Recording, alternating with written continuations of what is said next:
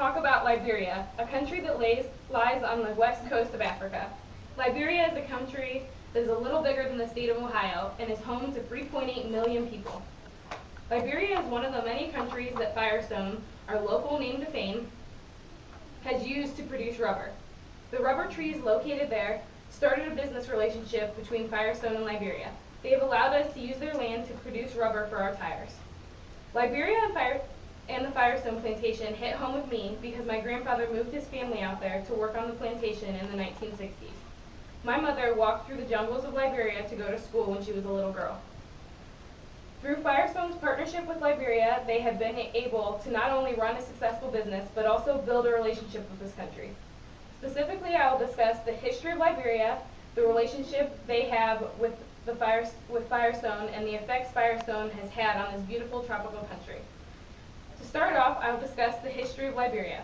How did Liberia become? According to the U.S. Department of State, Portuguese explorers discovered this land in the 1400s. They called this area, now known as Liberia, Green Coast, because of the amount of greens there. In 1820, Liberia, land of the free, was founded by a group of freed African American slaves from the United States. They were called Americo-Liberians. Over the next 27 years, Liberians' population grew because of the thousands of other freed slaves. On July 26, 1847, the Declaration of Independence of the Republic of Liberia was formed. Liberia makes up 40% of Africa's rainforest. This tropical region gets most of its economic support from mining and rubber exports. During the recent civil war lasting from 1989 to 2003, much of the country was destroyed. However, Liberia offered something special to the tire industry, rubber. Firestone went to Liberia, Africa. According to Firestone's National Rubber Company's website, Firestone set up shop in 1926. During World War II, Firestone doubled its rubber exportation from Liberia to help supply the military with rubber. In 1976, they signed a contract with the Liberian government to continue their rubber business. In 2005, Firestone Liberia Company negotiated a new contract to help rehabilitate the country and the rubber industry. They extended this lease until 2041. Firestone continued to pour out its love to Liberia. How did Firestone impact Liberia? According to the Liberian U.S. Embassy's website, Liberia earns $70 million annually from rubber exports. According to Firestone's National Rubber website, they have done a number of things to help aid Liberia after the end of the Civil War in 2003. They immediately replanted the rubber trees and extended their company's lease to 2041. They also pledged $100 million of capital to the post-war rebuilding efforts. Firestone continued to rebuild schools and housing units. The Hevea wood operation created a minimum of 500 additional Liberian jobs. As a part of this new environmental initiative, rubber trees that have reached the end of their life cycle, about 28 years, are being used to manufacture flooring, furniture, and other products. The Firestone Medical Center hosts 20 volunteers of doctors and nurses from Children's Surgery International. For a 5-day surgical mission in January, the team coordinated to perform 142 operations free of charge to Liberians in need of care. I'm going to read a short article from the Firestone National Rubber.com so that you can better understand the war this country recently survived.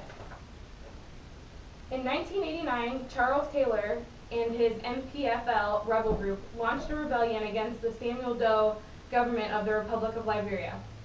Civil war induced among various tribal groups, and the country suffered an estimated deaths of up to 300,000 people before the end of the fighting in 2003. The war was characterized by the use of child soldiers, many of whom were fed narcotics in order to incite them to perform the deadly tasks directed by their leaders.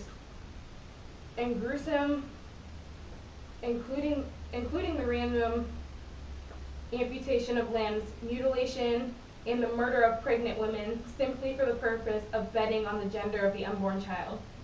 In addition to the human carnage and infrastructure of the country was led to was laid to waste.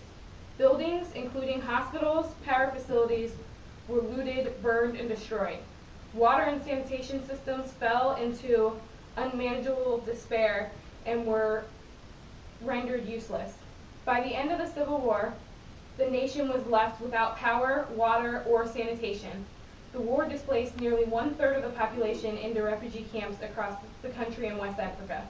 Tens of thousands of refugees migrated to the Firestone Farm, seeking to avoid the horrific violence overwhelming the property. The U.S. State Department has said that the war brought about a steep decline in the living standards of the country, including its education and infrastructure. Most major businesses were destroyed or heavily damaged, and most foreign investors and businesses left the country. Today, about 85% of Liberians are unemployed.